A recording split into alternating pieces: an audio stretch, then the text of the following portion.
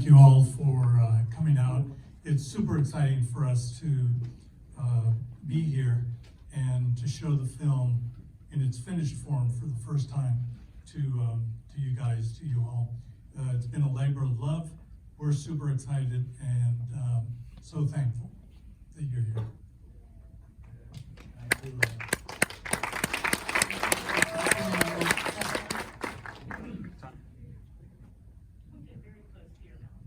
Yes? Oh, yeah, there we go. Okay, we got it. Yeah, he's never used a microphone before. I too want to thank everybody, each and every one of you for attending and supporting us through the years of making this film. It's very special to us, and it's very special to see all our friends and supporters of the film and of Cesar Chavez and the whole. I think that's what inspired us, was the message of Cesar Chavez and Dolores Huerta and everybody in the farm worker movement. And we have people from the family here tonight, also from Cesar Chavez's family. So I'm deeply honored just to be here after this. Andres said it's been a labor of love, and it's going to continue. This is just going to continue. So thank you for being here. Thank you. We do have a couple of special. First of all, though, wow! And how does it feel to see it like this finally? Deeply moved, because when I see the people in the film and they contributed to the film, it just, every time I see it, it just really moves me with my dear friend Jorge Santana. And so I get kind of emotional and on behalf of all the people that contribute, all those people you saw in memory of, that were here with us during the making of the film, and everybody that supported it. It's just kind of I feel great, like I said, but it's just a deep emotional thing that I have to process for a little bit because it touches my heart deeply. It's to be able to share it with you, and I know we have a lot of friends out there and a lot of people who are familiar with the history and the movement, and so you can feel the response. And that's just really gratifying that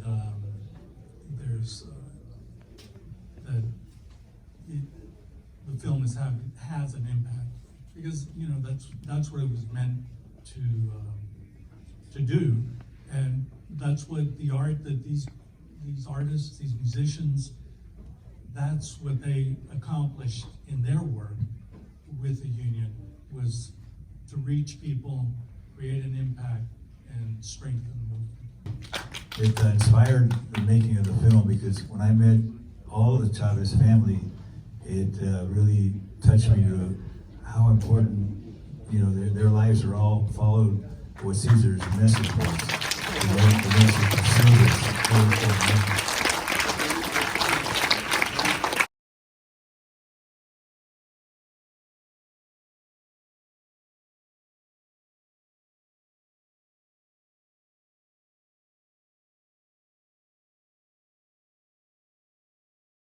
Like, it wasn't just like, oh, I love my Angela, and she, I thought I should make it up. Like, she told you. Can you talk a little bit about how that came about and how, just how you went from an incredible song to, we should make a movie about this? Well, I love that story because what happened was Jorge Santana and myself wrote this song. There was no intention of writing a song for Cesar Chavez. I have to say that, because when she heard that, she told me, oh, that's okay, Abel, because that's how many pieces of art happen without intention. And you know what? And it really made me think. I said, it was a spiritual move that we got in the studio because of, again, touching with the family and the service and Cesar's legacy and Dolores during those years prior to the songwriting. And so anyway, we made this song, wrote it, recorded it. I was introduced to my friend Andres Alegria through Maya's son, actually, and we asked him if he would help me and help us to put some footage to this 6-minute piece you put.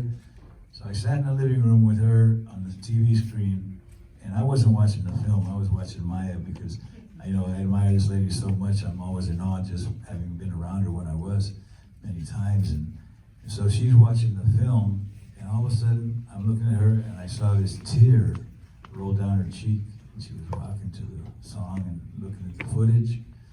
And I'll never forget when I saw that. And then at the end of the song, she clapped so hard, she had a big ring on her finger, flew across the room. And I said, oh man, you know, she really loved this thing.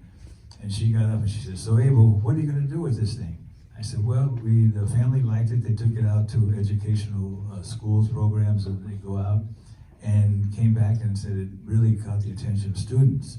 Oh, so we were happy. And I told her that, and that's it. But people have been saying to do a full documentary, Maya. And she goes, really? And what are you going to do? I said, no, the piece is plenty. That's plenty, because I wasn't a film person at that point, really. And so she says, they tell you, she goes, you know what? This song, Abel, is not just your song. That's my song, too. That's the song of the little black boy here, the little Asian boy over here, the white boy over here. It's everybody's song.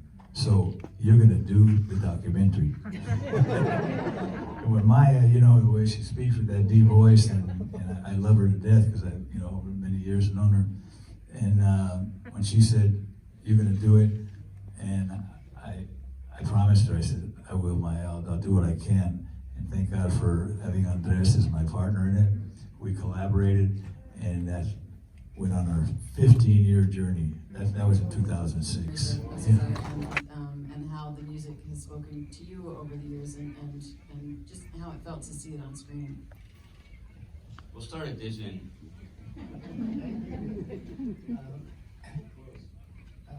My dad actually got tears in my eyes because I saw my dad, Richard Chavez.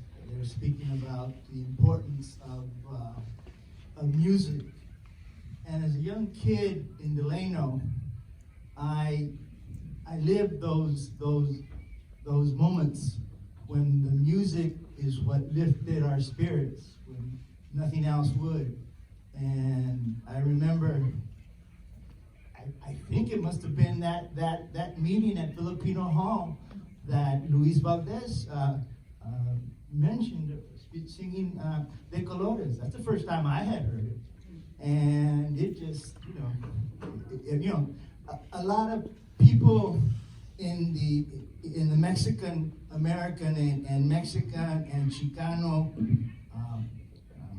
community know that song, because actually it's one of the most well-known songs in Spanish throughout Latin America and the Iberian Peninsula. Unknown to me, I didn't know. I thought Farmer Christian Union made it up. And this movie blew me away. I really, really enjoyed it. Abel, thank you. I remember the first time I ever heard about Song for Cesar. I think it was you and Jorge were in the mission. I don't know if it was Cinco de Mayo celebration, or I don't think it was at a Cesar Chavez march or anything, but I think it must have been a Cinco de Mayo. And you guys were in a little hall or something, and you guys were playing it. And I said, wow, that's really cool, man. I don't know if you guys had any footage or not. I don't know if you had some footage that you were showing while you were playing it. But man, the song just blew me away. And to see, and that was maybe around 12 years ago, man. And to see what it's blossomed into, man. That means it's good. This movie is about the history of Cesar Chavez and the farm worker movement. But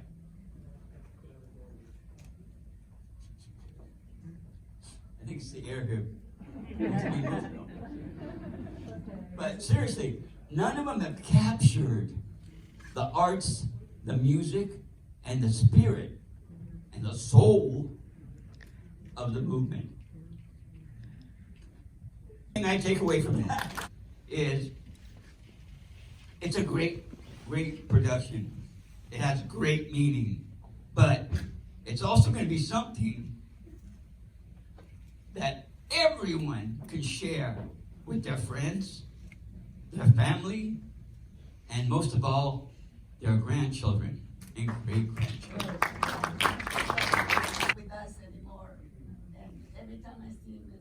I just can't help it. It's hard. But I love the music, and thank you for it very much. And it's very, very beautiful. I really enjoyed it very much. Thank you so much again. May God bless you. How important it was to make sure that was part of the story. Yeah, absolutely. I think that Cheech talked about Chicano art as having come out of the UFW movement, of the farm workers movement. And, you know, it's probably true to a certain extent. There of course was a mural movement, etc., but it probably did have its roots there. The music was probably more extensive. There was other aspects of The youth in that music. era, it gave me a sense of identity. And I think all cultures, everybody that's come to the United States has come in and started with their culture from the country they came from, and all of a sudden they mix into this diversity we have. It's very, very fortunate to have people from all over the world. And as a Mexican boy, you know, it helped me to acclimate, number one, and then get a sense of pride. And what I like about this story is what people are saying in it. I think about every culture, you know, whether it be Irish, England, wherever you're from, Africa, is developing a sense of inclusion, you know, and enhancing and enriching the diversity of this nation. And for me, seeing this experience, which is my experience, I see other children looking for that identity of valuing themselves, no matter who we are, where we come from. There's a richness in the culture of our, you know, our ancestors. And to me, this film brings that out for me, because that helped me a lot. Like was talked about in the film, how all of a sudden we had an identity, and putting away that side of us that we were maybe ashamed of, or, you know, thought of, or wasn't, you know, positive or whatever. And that's what this film really helped me too, to want to teach young children, wherever you're from, to, you know, just enrich that, value it, honor it, and share it. And that's what this country for me represents a lot of. And so Cesar, in his way, in that movement, helped me also as a young boy, you know, because I was in that culture that Daniel Valdez talks about, that era, that age group. So it's really wonderful when we've talked with students about, you know, and they see the Pachuco thing. I mean, we've all either been Pachucos, or in my day we had Barts and white shoes and Muns, and, you know, there was names for the neighborhoods and how you dressed and what the styles were. You know, rock and roll in the 50s. So, you know, Motown in the 60s. And that's the beauty to me of this culture, the music. Taj Mahal says, you know, before you meet the people or hear them, you hear the music.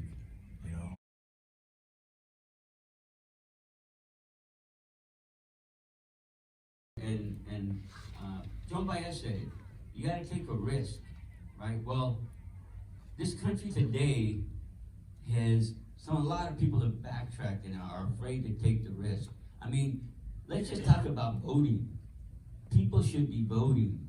People should be dealing with the truth.